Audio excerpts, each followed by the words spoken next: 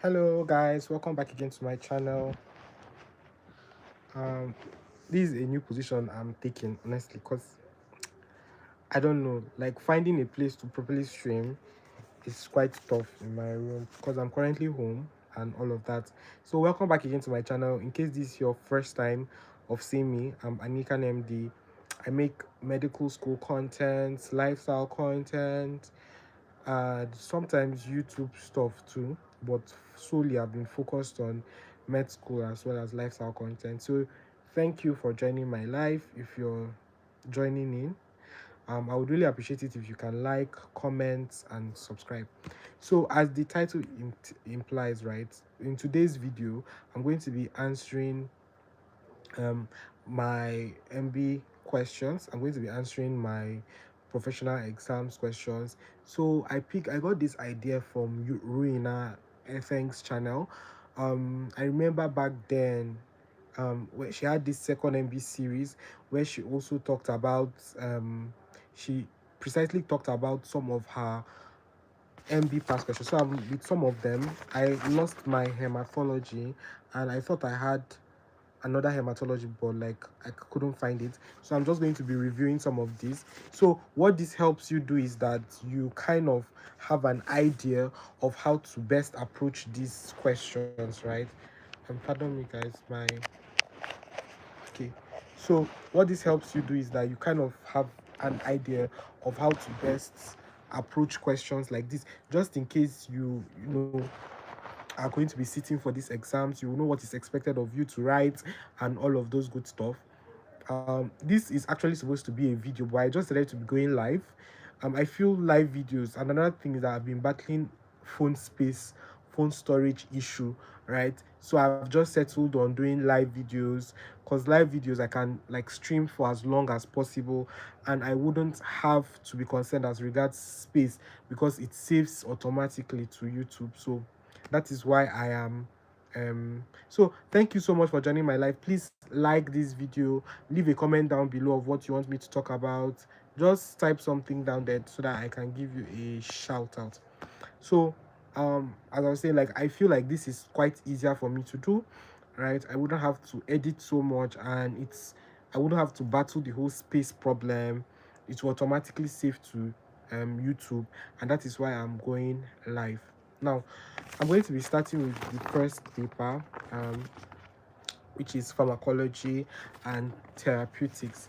Well, um, pharmacology in my school has been changed. Like, for us medical students, it's medical pharmacology. I used to say it's quite the same thing, just that the emphasis more on like clinical application, and now they are also, like the name implies, and therapeutics. So you would have a lot of concerns with patient demography in terms of age, sex. Like, you'd see, like, our questions are more patient centered now. They are not as rigid as before, right? It's more flexible, it's more patient centered. So I'm going to be reading the first question, then I will talk through it. Like I said, this the whole essence of having a review session for my past questions is for my juniors coming after me to have something like a form of an outline, or have an understanding of what is expected of them as regards answering these questions, right? I didn't have anyone to tell me any of these. Well, I had people, right, but maybe I wasn't asking the right questions. But there's a way. I know, like, now I have a video up here that anyone can reference. So let's start with the first question. So the first question says, a 50-year-old businessman with hypertension and diabetes mellitus diagnosed over 10 years ago. Before I continue reading, guys, thank you so much for joining my live. Please hit the like button, leave a comment down below of just what you want me to talk about, then so that just say something in the chat box so I can give you a shout out. So I'm reviewing pharmacology and therapeutics at the moment. So a 50-year-old businessman with hypertension and diabetes mellitus diagnosed over 10 years ago presents with facial swelling, body weakness, loss of appetite, and nocturia. He was not regular on his medications and clinic follow-up. Evaluation revealed he had stage 3A chronic kidney disease, estimated glomerular filtration rate of 40 to 90 mils per minute, per 1.73 is actually bad, but I would say this is end stage. If it was end stage, usually less than 15 mils. Thank you so much for joining my live. Do hit the like button and leave a comment down below of what you want me to say. Just type something in the chat so I can give you a shout out. So the question says, discuss the key principles of drug use in patient with renal failure. This question is quite easy. And funny enough, guys, did I tell you that I hated these pharmacology exams because I felt like they expected so much of you in so little time. This exam, okay, the time for this exam was 3 hours. 3 hours is not enough. It's not enough for this whole paper, to be honest. And okay, you were answering 5 out of 7 questions, and it was a lot. It was a lot. Discuss the key principles of drug use in patient with renal failure. This question was actually very easy, but I didn't answer this question because I was skeptical as to what exactly the question was asking, right? But this question is very straightforward. Discuss the key principles of drug use in patient with renal failure. So the question kind of asks you like, what are the key considerations that you would have to consider as a physician managing patients that have this problem, these renal failure problems, right?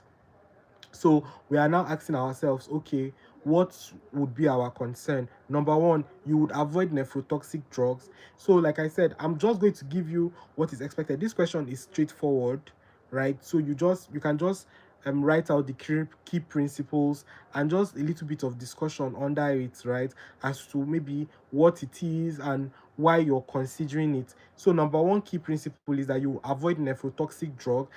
Now, why? You have to be giving your rationale behind each of these things, because they don't want you to be a book physician alone. They will also want you to have the practical knowledge, the practical head sense, right? Because you're going to be a practicing physician, you should be able to know why it is you're doing certain things. So like the first one is nephrotoxic drug, because the patient is already having chronic kidney disease, right?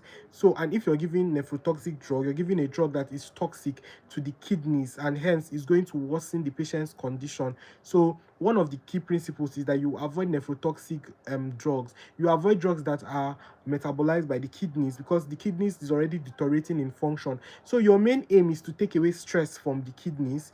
So you'll be thinking of things around, okay, even drugs that will be renally excreted, right? You would want to be careful around that, right? Because like there's a decline in the kidney function. Then you also have to consider like giving multiple drugs at the same time. You would have to change the dosing regimen, right? Because if the drugs are not being excreted in the amount it should be, there's tendency for toxicity to occur, right? Which is one of the problems with patients having chronic kidney disease, right? So these are some of the considerations. There are still more principles that you would have to actually consider. No, please. Sorry, I got distracted.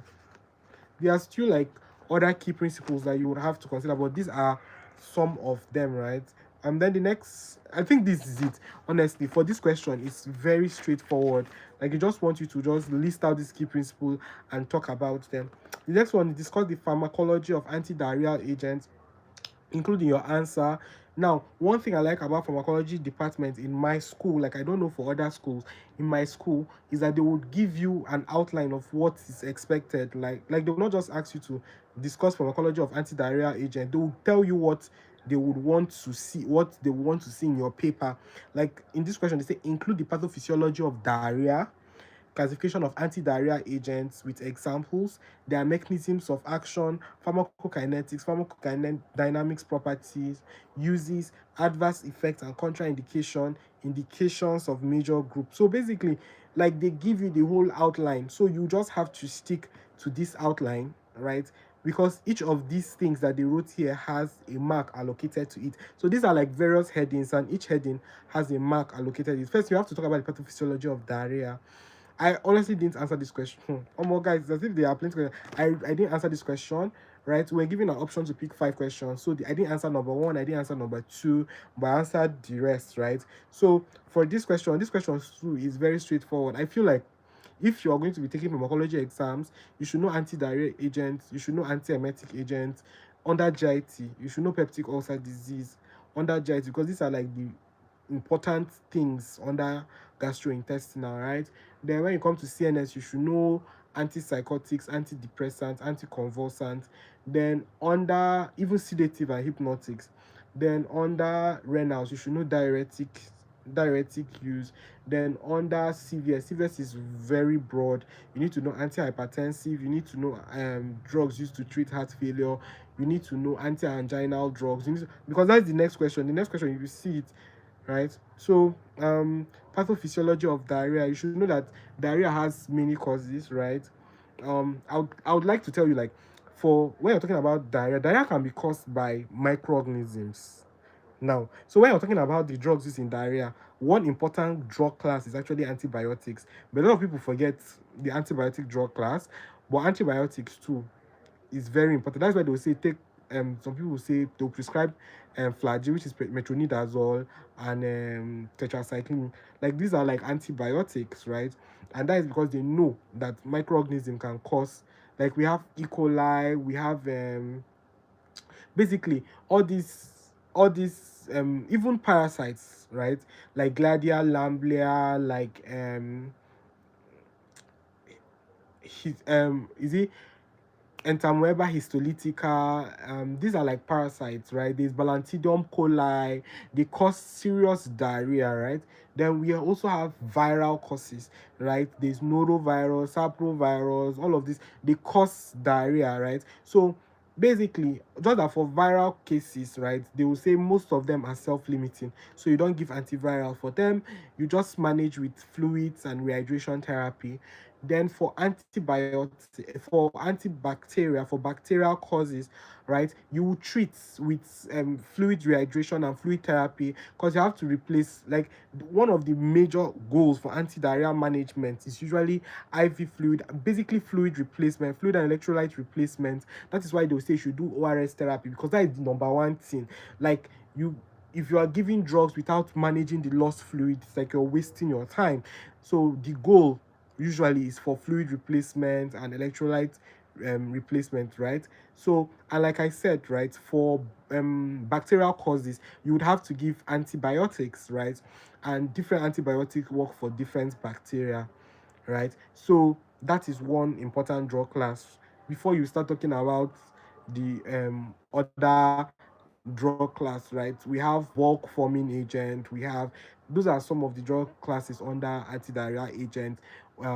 Then we also have the one that impairs their, I don't know, they are opioid, they bind to opioid receptors, and they impair motility of the GIT, right? So they slow down. That's where you have things like diphenoxylate uh, and is it atropine usually given together, right? So these are some of the things. Like I said, I didn't answer this question, but you are going to like list out the drug class. Like for me, first they say pathophysiology of diarrhea. You have to start with that the causes, the causative, that okay, it can be this or it can be that. And like most of the time what they do is that they will cause increased influx of fluid, right? That is how some of these bacteria or viral agents especially, that's how they work. Like sometimes what they do is that they destroy the um lining basically and prevents efflux, so they kind of increase fluid loss or fluid release into the lumen, and hence causing this diarrhea. So those are some of the things that you need to take note of, and some of them they blunt the intestinal lining too. And that is why, like, for Giardia lamblia now is fatty stools, right? Because it blunts the intestinal lining and prevents like breakdown of this lipid soluble component. So basically, those are some of these. So basically, talk about that under pathophysiology of the diarrhea. So this is more of like pathology in pharmacology. So you point out that the diarrhea can be caused by various causes. Then there's also diarrhea of chronic diseases too, because like AIDS, one of, I don't know, I would not say it's one of the AIDS defining features because it is not, but one other key prominent feature that you can see in AIDS, or like any disease that is associated with severe um, chronicity, right, is irretractable diarrhea. Like you have persistent diarrhea, like serious persistent diarrhea. Even patients that are even on chemotherapy, sometimes they have persistent diarrhea. So the drug regimen for that will be quite different, right? So you just have to talk about that in your pathophysiology of diarrhea. Then you classify them from the bulk forming ones to the opioid receptor agonist. Then we have, so basically you just list them out like that.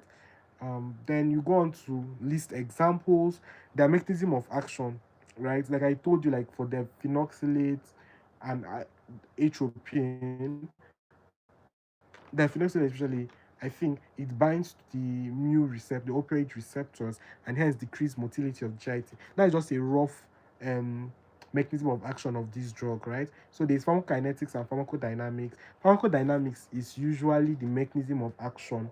Well, this is what I knew, and this is what I stuck with. Pharmacodynamics is usually mechanism of action, so you might even end up repeating yourself again. Then pharmacokinetic now is where you talk about the absorption, distribution, metabolism, excretion. It's good to usually start with route of administration. Usually start with these drugs are taken orally, right? If there's IV, if there's IM, you talk about it. Then distribution of the drug. For me, I usually would write it's widely distributed, but most drugs, right? Some are moderately, some are widely distributed, and all of that. Then metabolism usually occurs in the liver, excreted by the kidney. Those are like standard things, except things might change for certain drugs, right? Because I know like there's this drug that's metabolized by plasma cholinesterase. So that one you cannot say it is metabolized by, it's under anesthesia. So you cannot really say what do you call those drugs? Um it's on, yeah, I know that it's under anesthesia. When you're talking about general anesthesia, yes. Like the drug is not coming to my head, but I know like, is it local? I think it's in local anesthesia. Under local anesthesia, we're talking about tetracaine, cocaine, and the rest. The cocaines and tetracaine and the rest, like most of them are metabolized by plasma cholinesterase. So for that, you cannot say they're metabolized by the liver. So you have to be very, very sure as regards metabolism. But most of the time, most drugs are metabolized by the liver, excreted by the um, kidneys, right? So you move on to the uses of this drug. So you should know that, as the name implies, anti-diarrhea, right? So it's used to slow motility. It prevents. It's used in extreme cases of diarrhea due to this cause, that cause, that cause. It can be used to treat, like used in diarrhea in chronic diseases. So basically, most of his job is in anti-diarrhea action. But if you don't have what to say, you can be giving instances of the causes of this diarrhea, like I was doing. Like I would say, used to treat diarrhea in so case, used to treat excessive diarrhea in this, used to slow motility of the GIT in this condition. So that kind of makes you not sound, yeah, it's repetitive, but like you are now being specific as to its application. So it's kind of gives them the understanding that you are not just thinking of, okay, we know it's diarrhea, but like you are now sure that, okay, in this condition, in that condition, in this condition, in this condition, you can have that. Then for the contraindication, right, you know that the contraindication for um anti-diarrhea will be constipation. That's the thing with constipation and diarrhea. You don't give anti-diarrhea in patients that are constipated. In fact, that will be one of the adverse effects of anti-diarrhea, constipation. If you overdose on them, you end up being constipated and you will not be able to pass through again. So those are some of the things that you need to take note of. Then the next question was it was a really long case. Like I said, I didn't answer the first two. I didn't answer the second one because I didn't revise my notes on anti-diarrhea. Um, and the video I watched was very complex, very complicated, and I couldn't remember so much details from the video. And the first one, I just didn't know where the questions came out from, because to be honest, I didn't read most of my slides. I watched more videos. Pharmacology was the course where I did more videos and a bit of textbooks and, answering questions online than even reading my class lecture notes. So I didn't really see this. So don't be like me, read your class lecture notes, because this question came off the class lecture notes. So for this number 3, a 65-year-old man with a history of hypertension and ischemic heart disease presents with recurrent angina, mild heart failure, NYHA class 2, and poorly controlled blood pressure.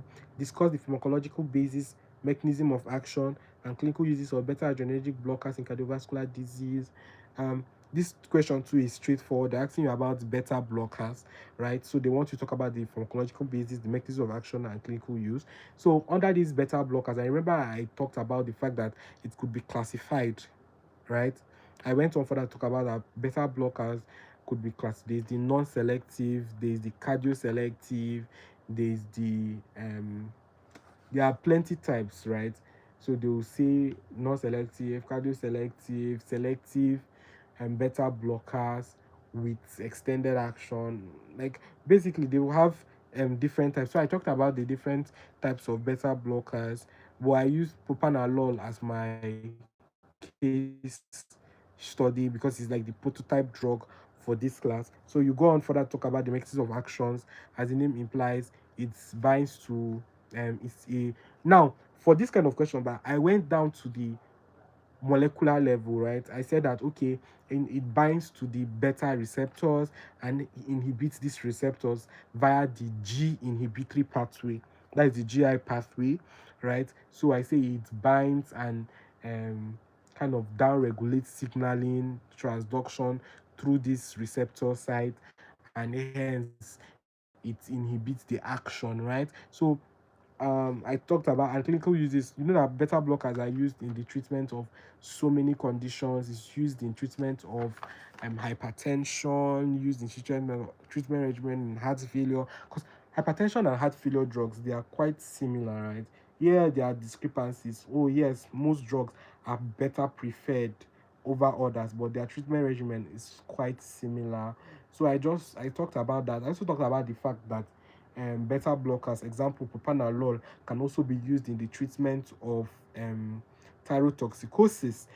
Now, because most people forget that propanolol prevent the peripheral conversion of T4 to T3, right? So, because it prevents that peripheral conversion, it is now used alongside, not alone, right? It's used as an adjunct drug. So, I basically put it there that it's also used as an adjunct drug in the prevention of peripheral conversion of this to this in thyrotoxicosis. It's also used as a prophylaxis in migraine.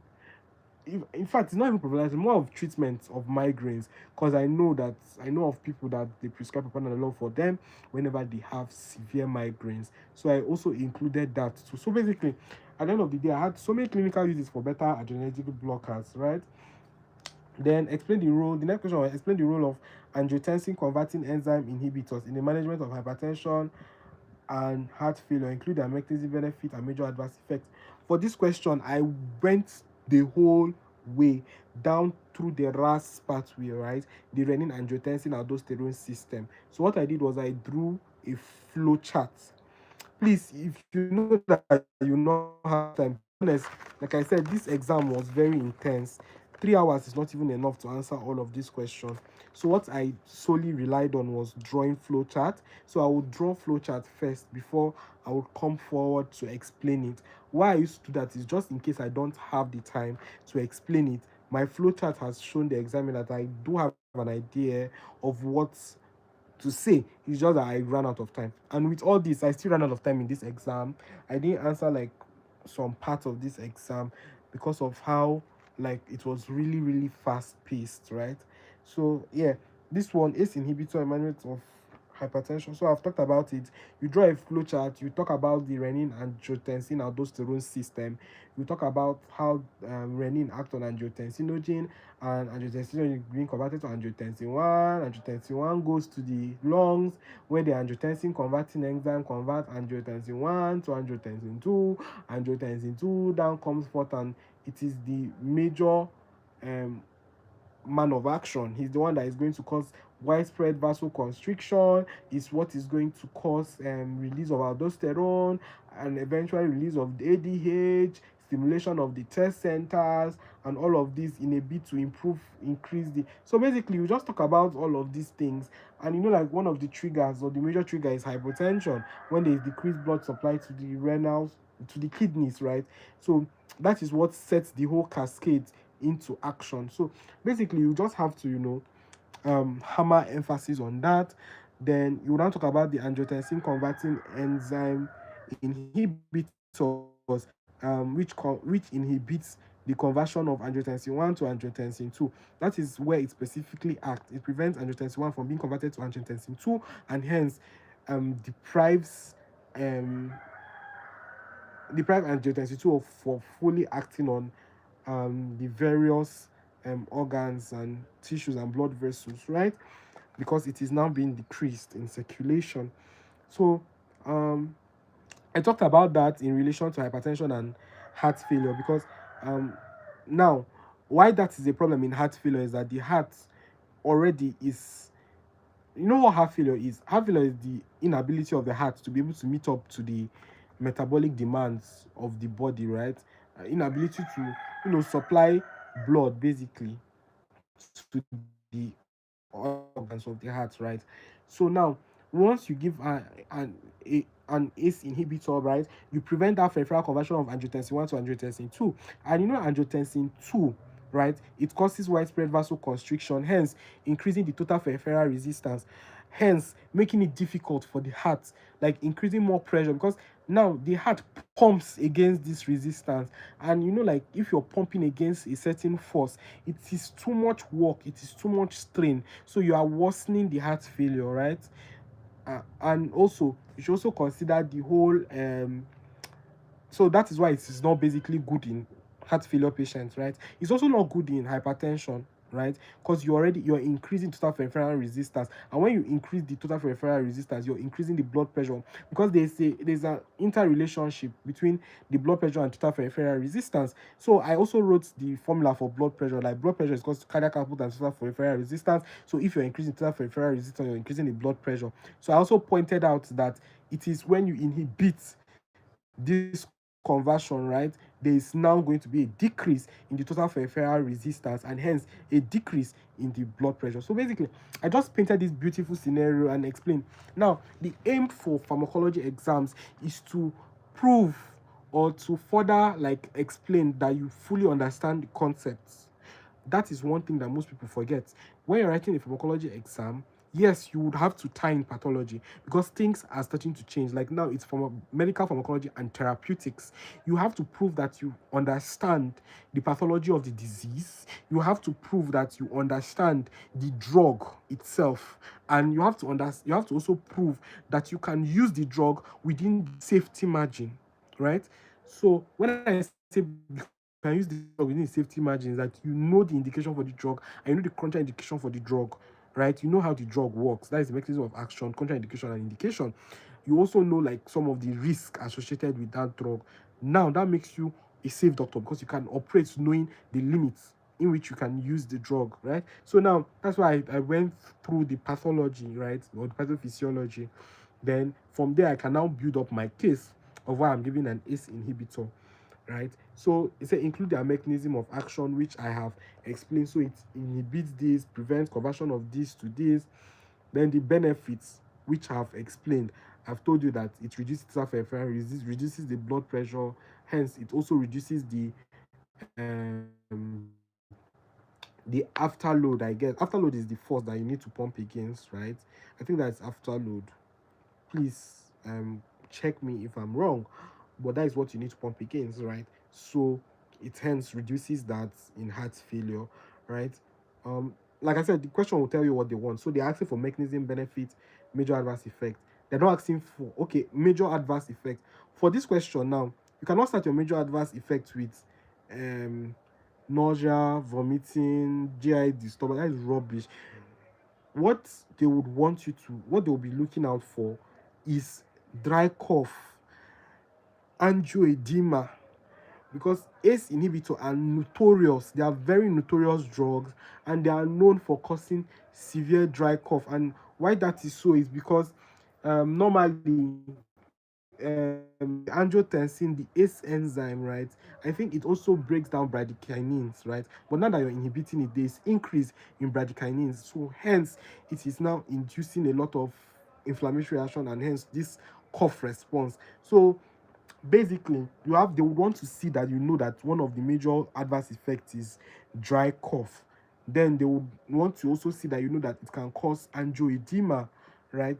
Some people say it's of the face, facial angioedema, whatever.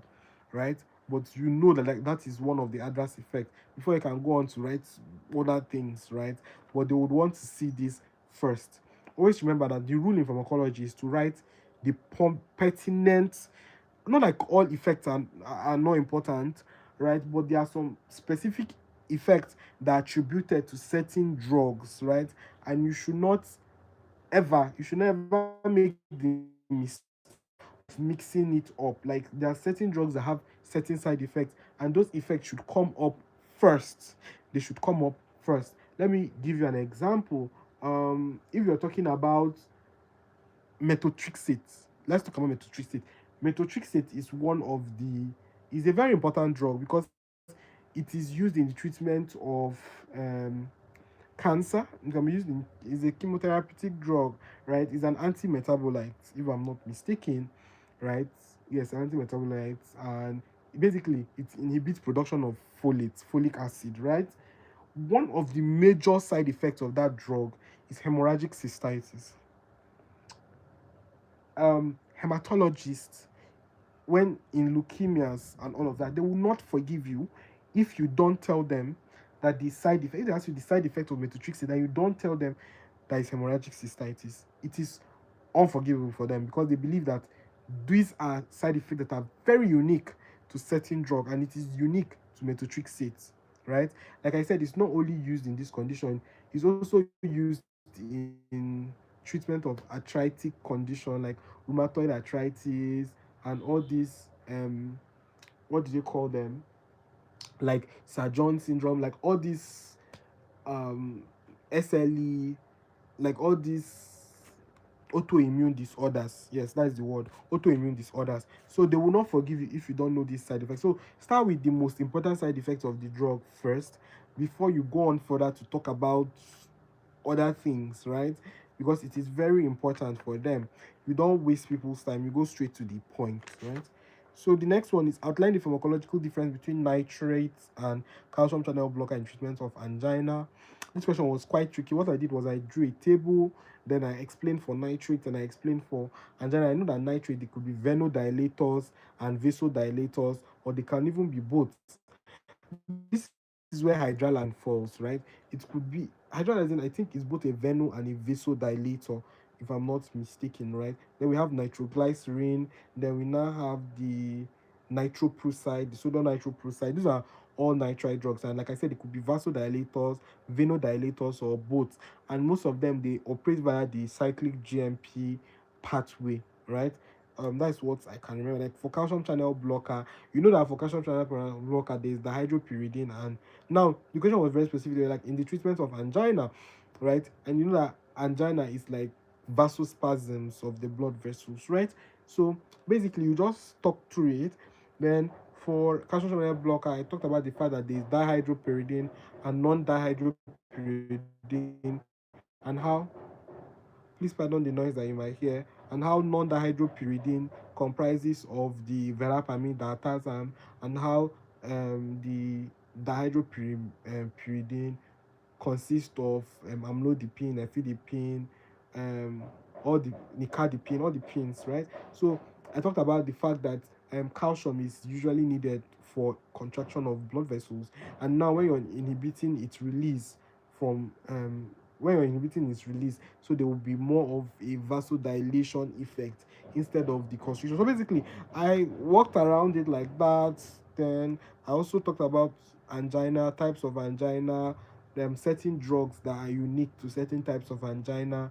When you're talking about metal angina, stable angina, unstable angina, it's important that you also talk a bit about that. It shows that you know this drug, because I knew like people might these are like internal medicine doctors as well as pharmacologists too. So they would want to see that you have understanding of the pathology as well. Then describe the clinical indications, mechanism of action, and monitoring requirements for anticoagulant therapy in cardiovascular disease. I wasn't able to answer this due to time factor, but this question is like a gold mine. Like I said, you can't answer all these questions in 3 hours because it is a lot. This question alone is a whole essay question. Because we're talking about anticoagulant therapy, you talk about you talk about antiplatelets, antithrombotics, but they would say, oh, you also talk about fibrinolytics too. Although they will say, oh, focus on just a particular, don't, there's no need, because when you're talking about anticoagulant, like anti-blood clotting basically. So you're talking about from platelet formation. There are certain drugs that act there, like aspirin, clopidogrel, which other drug again? Is it prasugrel?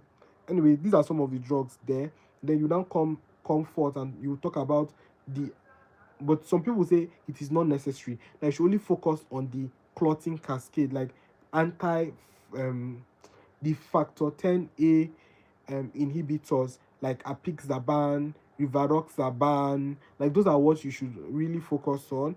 Then antithrombins, that is against thrombin. Then we now have the um this thing potentiator, I've forgotten the name. Then you now have vitamin K antagonist, like things like heparin and then warfarin. Basically, like that is what you are meant to actually pay more emphasis on. And I'm trying to remember which is which. I usually mix up the mechanism of action of warfarin and heparin. I'm fond of doing that, which is something that I don't want to make on this video. But one of them is a vitamin K antagonist, right? If you know what I'm talking about, leave a comment down below. Which between warfarin and heparin, which is a vitamin K antagonist, and which potentiate the effect of antithrombin 3? Yeah, just let me see if you're following. Then you have to also talk about they are talking about the monitoring requirements. Now this is where it gets tricky, right? Because if hi Dija, thank you for joining my live. Welcome to my live. If you have any questions, you can leave it in the chat box. Thank you for liking. I really appreciate it. So this is where it gets tricky, right? Because for monitoring, especially for like warfarin, for example, you have to monitor via the international normalized ratio, the INR, right? Then for heparin, that one you have to do maybe the factor assays and all of that, but you don't monitor via INR. You don't really need INR to monitor that. So now for the requirements, now there are certain values that you need to memorize.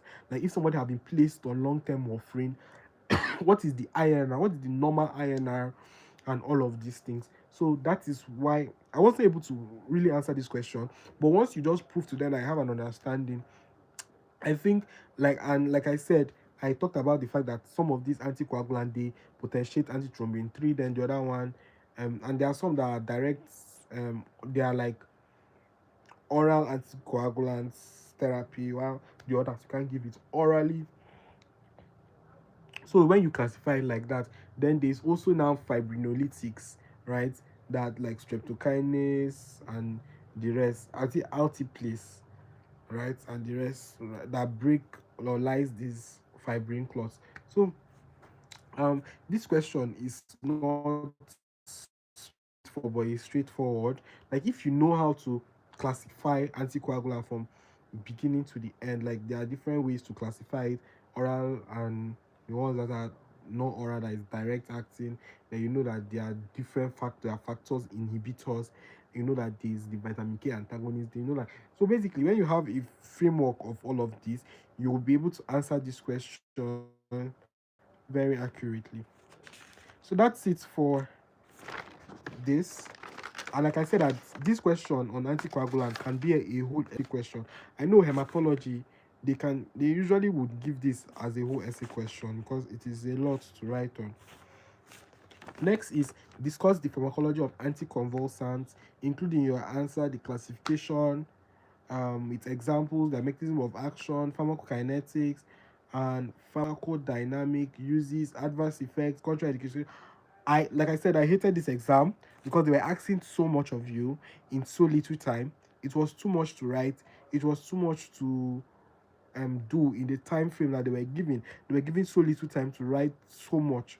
For anticonvulsant therapy, there are different methods of classifying it, right?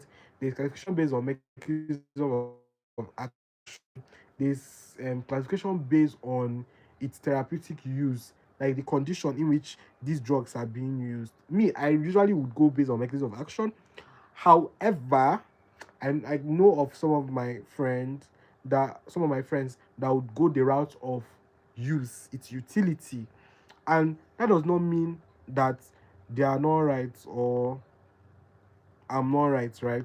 We are all right. It's just that the way, or you can write both of them. So when you're looking at, for me, I like to go based on use because that was what I learned, right? There's the sodium channel blockers, there's the calcium channel blockers, there's the um, GABA GABA agonist, basically.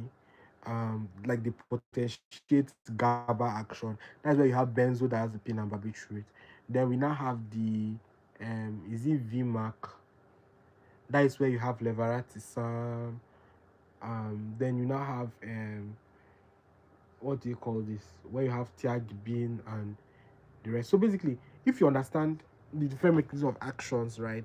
Like where do they act? And like when you're talking about convulsion, seizure, epilepsy, there's a difference between this terminology. Convulsion is basically a manifestation, a physical manifestation of these seizures, right? So back to what I was saying. Like me, I went the route of based on mechanism of action under the sodium channel blockers, right? First, under the calcium channel blocker, we have sodium valproate.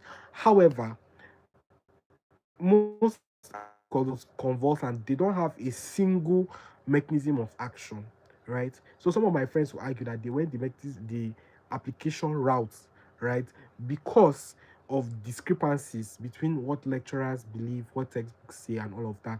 But I feel like it is unified knowledge that these drugs don't have one single action. Like sodium valproate is a sodium channel blocker, is a calcium channel blocker, as well as it upregulates GABA action too, right? So basically, what I'm just trying to say is that these drugs don't have single mechanism of action. Now, etoxucimide, right? That one, it is solely a calcium channel blocker, and it's that is why it is used for juvenile. Is it juvenile seizures? Absence. It's used for absence. That is absence seizures. And in children and all of that, right? Then under sodium, that is where you have so many things under sodium channel, from carbamazepine, you have phenytoin, you have lamotrigine. Most of them are sodium channel blockers. Most drugs that you can think of are sodium channel. So if you're going through that route, you have to talk about it too, because here they just say classify it. They didn't tell us the method in which we are meant to classify these drugs. But like I said, you can classify based on mechanism of action as well as its use, like in terms of application, right? Now, for application routes, you'll be talking about generalized tonic-clonic seizure. We're talking about partial. For generalized tonic-clonic seizure, you can use both sodium channel blockers as well as calcium channel blockers. Then for partial seizures, you mainly use sodium channel blockers, right? Yes, you mainly use sodium channel blockers, if I'm not mistaken. Yeah, I think yes, yes. But please confirm what I'm saying. But I think that is it. You mainly use sodium. You don't use calcium channel blockers for partial seizures. Then for absence seizure, you mainly use calcium channel blockers such as etosucimide. That is what is used for absence seizures. Then which other one? So for generalized, but just know that majority of the times the drug of choice usually don't quote my word for word is sodium valproate. Though sodium valproate, right, there are some places where it is not used. Like now, when it comes to treatment of seizure, there are many drug of choice. That is one thing I realized. They say there's difference between drug of choice and primary drugs, or there's what they call it, right? So under seizure, there are different drugs that can be used, right?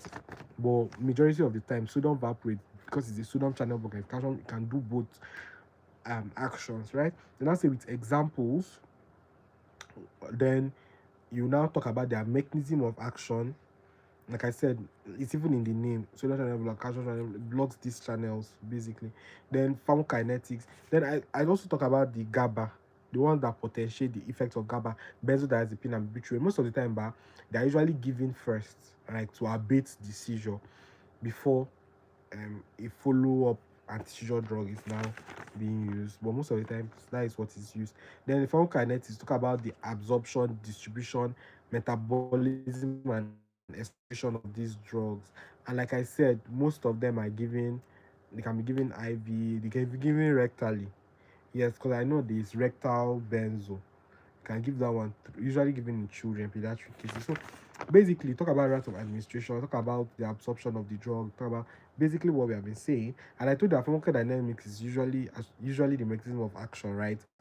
So they are usually similar. So when you're talking about mechanism of action, you're mainly talking about pharmacodynamics because they are quite the same thing. Then they are used now, like anticonvulsants, they are used to treat what convulsions. You can go as far as listing the different, like generalized tonic-clonic seizures. You can talk about the juvenile myoclonic seizure. You can talk about there's the Lennox-Gastaut.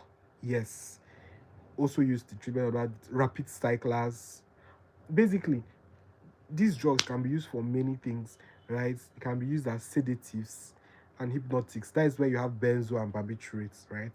Then, yeah, these are some of the key things that you need to know. Yeah, these are some of the key things. Then they also said the adverse effects. Now, for each of these drugs, they have unique adverse effects that are unique to them. Like when you're talking about things like phenytoin causes gingival hyperplasia of the gums, right? It also causes certain things like megaloblastic anemia, very unique for that. It causes, and most of the drugs here are teratogenic. That is the funny thing. Most anticonvulsant therapeutic drugs are teratogenic. So you have to also put that out there. And I think carbamazepine causes agranulocytosis, if I'm not mistaken. So basically, some of these drugs. Then contraindication, pregnancy, children is contraindicated in pregnancy. But most of them, they are not wholly contraindicated. Like I said, no drug is safe, to be honest, in pregnancy, right? It's just that you have to weigh when you're treating a pregnant woman that is having seizure, you would have to weigh the benefits as well as the risk, right? So you want to pick a drug that at least will give you much more benefits and lesser risk, because all of them have risk of teratogenicity. But like in pregnancy, I think they would like to give drugs like levetiracetam and lamotrigine, like basically all these drugs as opposed to other ones. Now that's it. I think we have spoken a lot about anticonvulsion.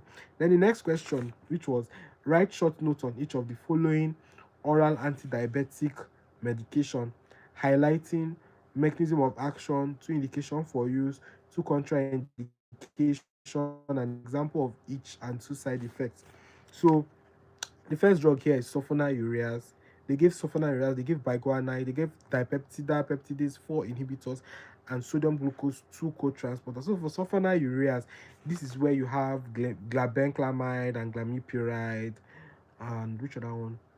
Mm, these are the major sulfonylureas. Then we have meglitinides that are usually together with them because their mechanism is quite the same, right? Causing potassium efflux, calcium influx, and hence release. So it's a secretagogue, it's an insulin secretagogue, right? So um that is based of the mechanism of action. Like I said, it's more detailed than what I said, but there's two more things that you can see. Then two indication for use, right? So um most of these drugs are used in type 2 diabetes mellitus, but it can be also used in acromegaly, right? Any condition where there is like hyperglycemic, where there's increase in, like something I used to say is only used in hyperglycemia in pregnancy.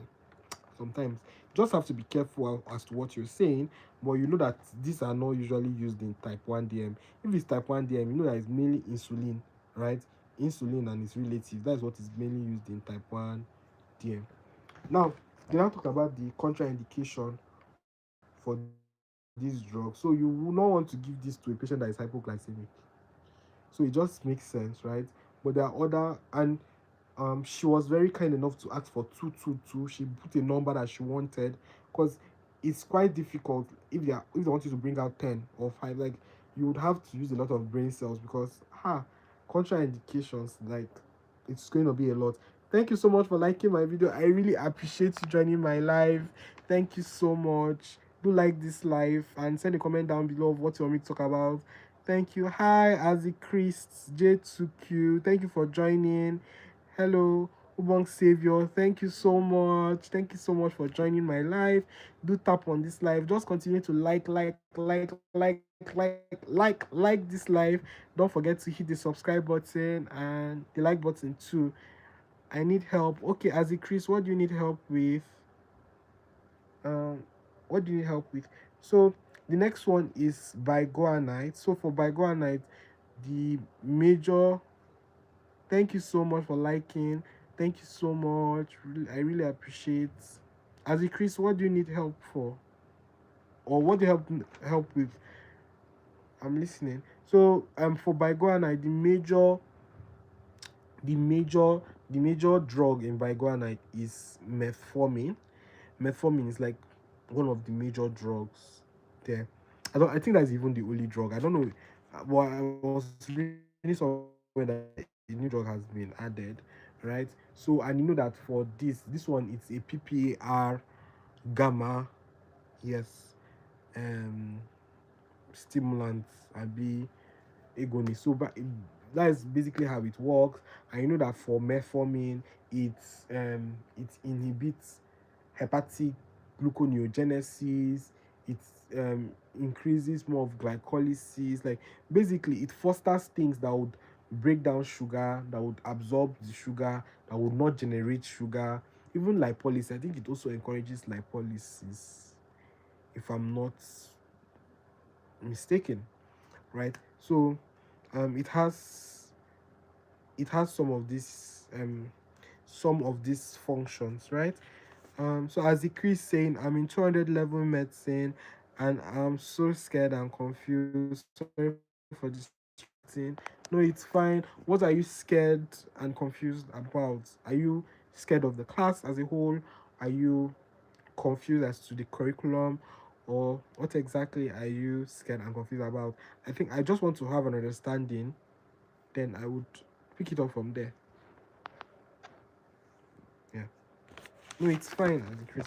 Now, thank you so much for joining my live. Keep liking this live. Leave a comment down below of what you want me to talk about, and I'll answer it. Thank you so much. Now, you also there's a two contraindication for use. They the same. Most of them will have similar contraindication for their use, because obviously you don't want to give it to patients that are hypoglycemic, right? Uh-huh.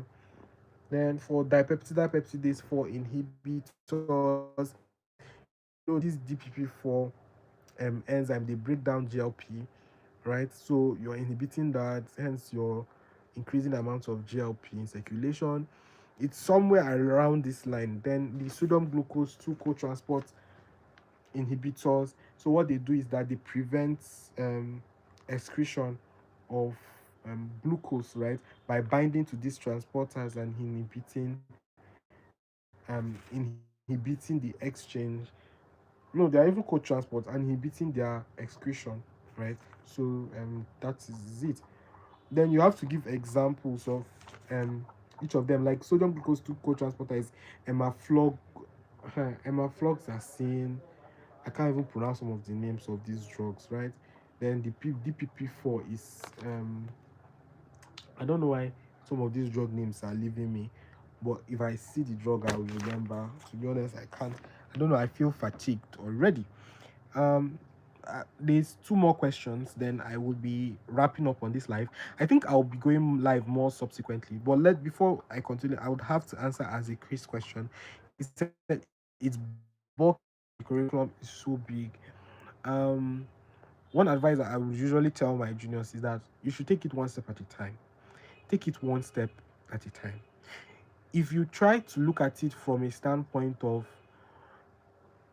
everything, it's exhausting. That is one thing with medicine. Like, it gets really, really exhausting. But if you take it one step at a time, You take it one semester at a time. I just have to get through this. I just have to get through this semester. I have to get through this semester. I have to get through this semester. You'll find it a lot easier. And don't be scared. Like, everybody has, like, most people have gone through this. I have gone through this. I've gone through 200 level, gone through 300 level, gone through 400 level. Like, I've gone through this, right? So just like sometimes me, I go online and I watch people's story, people that have gone through this, just to feel inspired. I watch people like Zara Ray, I watch people like Busola Deju. They went through this, right? So there is nothing big. It is really nothing big. And like I said, take it one step at a time.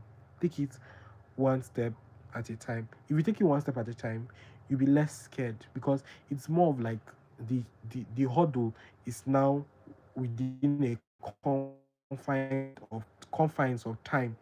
That okay, I just need to do this. Maybe this first semester, I just need to study everything that is taught here. I have to know everything that is taught in this semester properly and well. Then go on to the next semester. I need to know everything that is taught here properly and well. Even your breaks, like I'm not going to lie to you. I'm not going to come on here and say, oh, like I only read during. I also read during breaks, right? But it's not something that would encourage anybody. Like, it should be something that you would want to do. Like, for me, I do it because I believe that all of this knowledge is not only for you, it's for somebody else, for your patients. So you should do your due diligence to actually know, put in the work, and actually read this thing properly. And sometimes school time will not be enough for you to read all of these materials. So sometimes I read during my holiday just for myself, not for anybody else. So what I'm trying to say is that you have to always remember that one day that you're is going to be between you, yourself, and your patient. So you should just see yourself as, I need to get as much information as possible in order as to be a source of help to somebody, right? I don't know if I'm answering your questions, as the Chris. Thank you so much for joining my live. Please do like, and send me a lot of hearts. You can leave a comment down below of what you want me to answer. So, like, if you take it a step at a time, you will feel less overwhelmed, right? It will be more of, I just want to complete this challenge, I just want to complete this phase, and on to the next, right? So please don't worry. It's not going to be don't be scared, because once you start fearing and fretting, like, that's usually the beginning of people's downfall, right? Always remember that people have gone through this. You can use that I have gone through this. A lot of my friends have gone through this. We are not even the smartest in the clique, but we have put in the work that we can. So basically, that's one thing I would just encourage. Like, just take it one step at a time, and you will be fine. And God bless you too, Azzy Chris. Thank you so much for joining my live. Please do make sure to send me hearts, and share my live, and recommend my videos to your friends too. I have videos, I think, that can help you on my channel. Azzy Chris, you can check out my channel. I think I have videos that can help you on my channel too. So you can see videos on anatomy, physiology, biochem, and all of that. So yes, thank you. Now the next question is, if you have any question, you can send it to my chat box and I would respond to it. Write short notes on the first line anti-TB drugs, highlighting their mechanism of action, resistance pattern, pharmacokinetics, adverse effect. Thank you so much for liking. Thank you guys. Thank you. So mechanism of action, resistance me.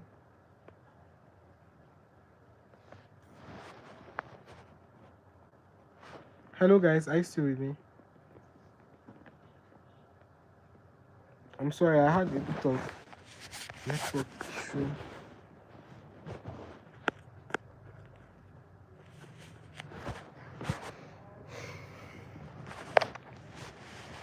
Okay, so the question says, I'm sorry.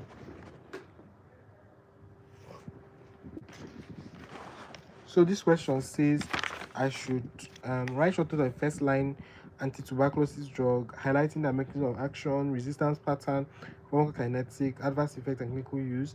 For a question like this, you would have to understand that TB drugs have first and second line, and they are very specific. They want you to focus on the first line drug, and there's a mnemonic called RIPE. Those are the first line drugs for TB. Rifampicin, isoniazid, pyrazinamide, ethambutol, streptomycin has been taken off, right? And I know there's a new drug now. Is it moxifloxacin or something like that? There's a new drug. However, that is not relevant here. Stick to the drugs that you know. Stick to the traditional drugs, these traditional first line drugs. So basically for this question, you have to talk about their mechanisms of action. So this one you go individually. But I start with talking about what TB is, what is tuberculosis, what is the causative agent, Mycobacterium tuberculosis. Then you also talk about the fact that for me, when you start talking about each of the individual drugs, because these drugs also cover for most of these drugs also cover for other TB causative, like Mycobacterium avium complex, like Mycobacterium bovis. Like there are so many other types. So sometimes these drugs also cover for these other types, right? But for me, what I did was that I defined what TB is, talked about the causative agents, then I went on to now talking about each of these. Like even this question, guys, because of the short time, I didn't finish this question, and also like I forgot some nitty gritties associated with TB drugs, and the irony that I watched TB drug video a day before. Guys, please know your TB drugs before you write pharmacology exams. There are key topics you need to know. You need to know, especially if you're practicing in the tropics. You need to know your TB drugs, tuberculosis drugs. You need to know your HIV drugs. You need to know there's this popular malaria, anti-malaria drugs, because these are like prevalent diseases, right? Then you also need to know peptic ulcer disease. This is of base of medicine and what is prevalent. Um, you need to know which other drug again. From respiratory, you need to know asthma. You need to know asthma drugs. You don't joke with the asthma drugs. You need to know then which other system. Guys, you can just type down any system of the body, then I'll tell you what you need to know from that system of the body. If you get me. So if you're talking about when you're talking about infectious disease, you need to know anti-malaria, you need to know anti-TB, you need to know um, HIV drugs too. Antibiotics, you need to know how to classify antibiotics. Most of the time is to classify, they would ask you to do. You need to know how to classify antibiotics properly. Then you need to know, you can know the mechanism of actions of this antibiotic, because what they would do is that they would take a particular class of antibiotics and they would ask you on the mechanism of action, or they'll ask you on the indication, contraindication, or they'll ask you, but they'll just take, like they can take the cell wall inhibitors and focus on that solely. So yeah. Now, you talk about rifampicin and how it's the RNA polymerase inhibitor. You talk about isoniazid. You talk about what do you call it? Pyrazinamide and ethambutol. And then you talk about their resistance pattern, like RPOB, right? I think that is the genetic mutation that will cause for rifampicin. Then for isoniazid, there is the catch G, right? That is the mutation. Then PRYN, I think that was for pyrazinamide. So I kind of had issues, and up to now it's something I really need to look at, because I don't know why I keep forgetting. Pharmacology, you just keep forgetting things, but you just have to go back and revise and revise and revise. The aim is to remember as much as you can for your examination, because if you keep forgetting, you end up not being able to answer any question, right? So pharmacokinetic adverse effects, some of these drugs have specific adverse effects that are unique to them, very unique to them. So if you're talking about things like um gout, gouty arthritis, right? You know that is more of pyrazinamide, if I'm not mistaken. Then ethambutol is more of color blindness, right? And so even sometimes they can go as far as asking you the color exactly that the patient is unable to see. So it's crazy. Then you need to know that rifampicin and isoniazid, usually they will cause hepatotoxicity, right? Usually. Now clinical uses and the rest. Now for number 7, so basically I told you I didn't complete this anti-TB drug. I started the essay question, but they said time up.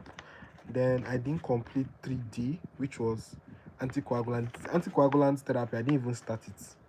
Like my paper was literally blank. Like that is the 3D part.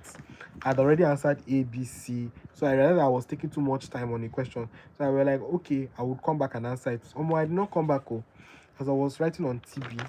That's when they said pens up, and I had to stop. But I answered like one, two, three,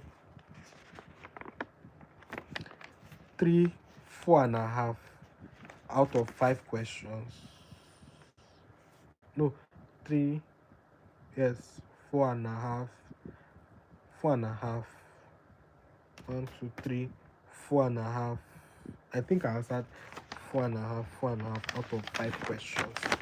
So for the 7th one, they said this question is more of therapeutics, because it's now more of you considering patient care, and patient care. Now, list 5 challenges in elderly patient that may affect treatment. So when you're treating an elderly patient, there are a lot of things that is a concern. Polypharmacy.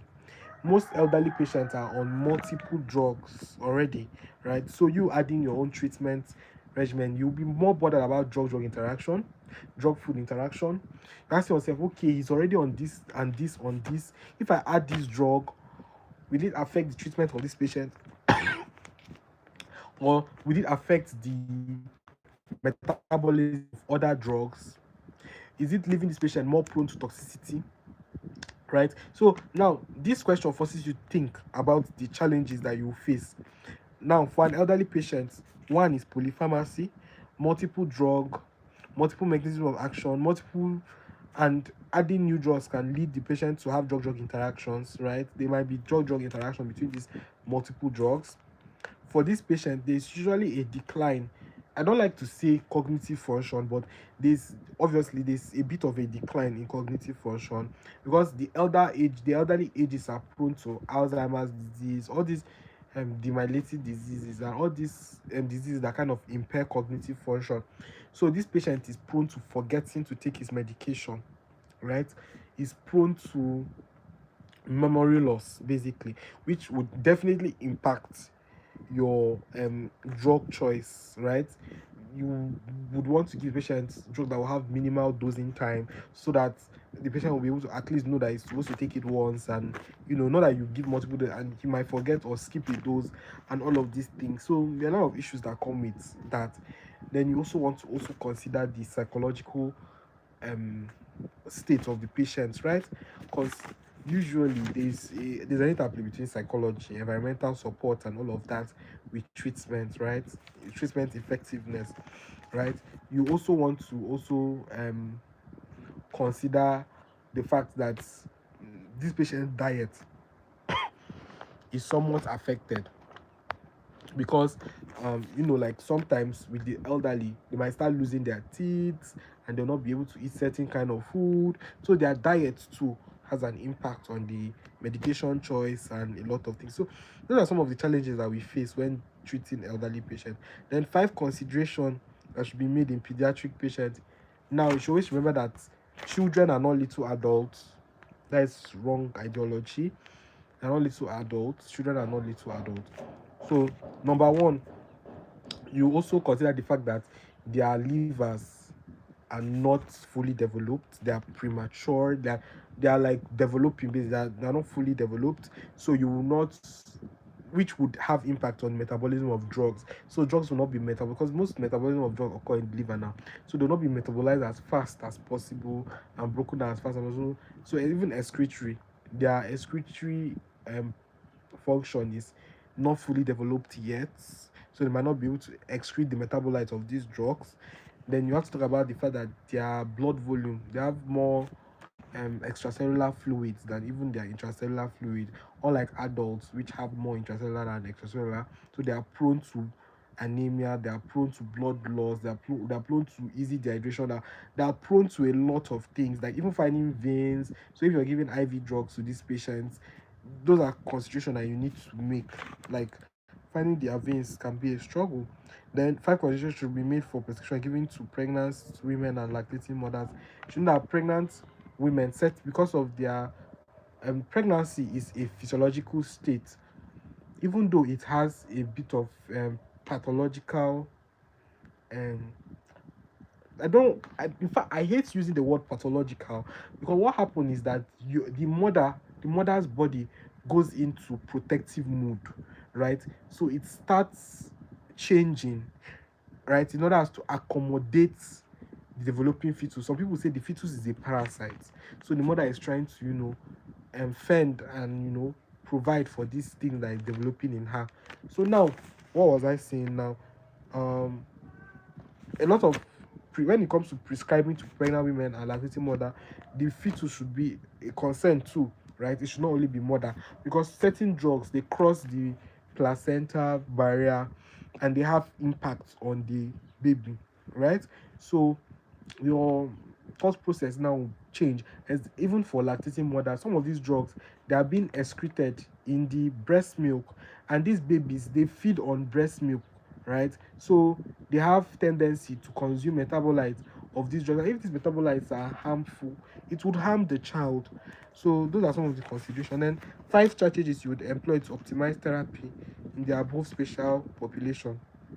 Now, for each of them now, you need 5 strategies. Like for the elderly, you would have to maybe include reminders on their phone. They should set alarm just to remind them to take their drugs, because like I said, there's usually a decline in this their um cognition or cognitive function. So it's better they have like in their memory basically, so that they have like memory aids to better help them to be able to like remember, right? Then we also have for pediatric patients, right?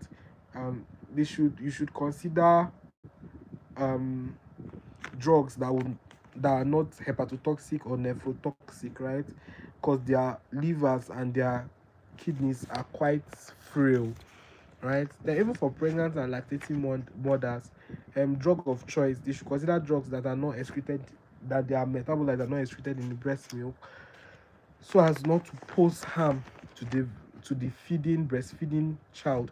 So yeah, those are some of the things, guys, that we thought. So today we talked about pharmacology. Pharmacology was really long. Okay, doctor, you're doing well, young man. Oh, thank you so much, Was Life. Thank you, Wasco Studios. Thank you, Azzy Chris. Thank you, Bongabasi Savior. Thank you, DJ147. Thank you guys for joining my life, because I never thought that people would join my life. So yes, I'm actually done with. Please don't forget to hit the subscribe button, hit the like button, and share these live videos.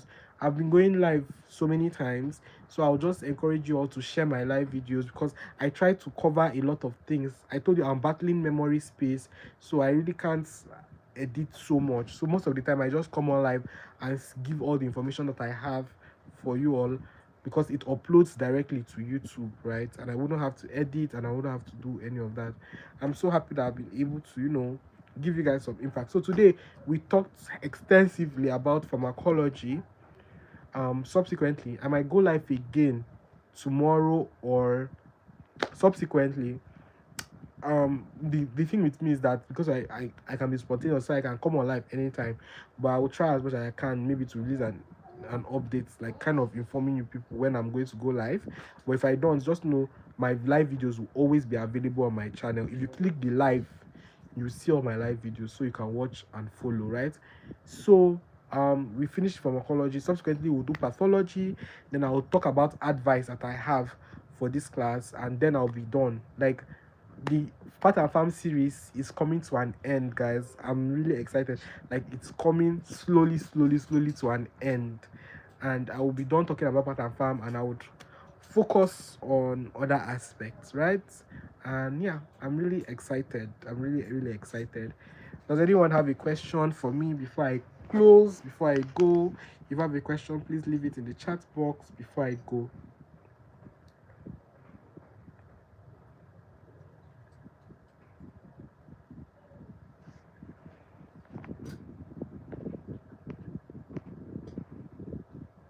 Okay, since I'm not seeing any questions here, I think no one has a question for me.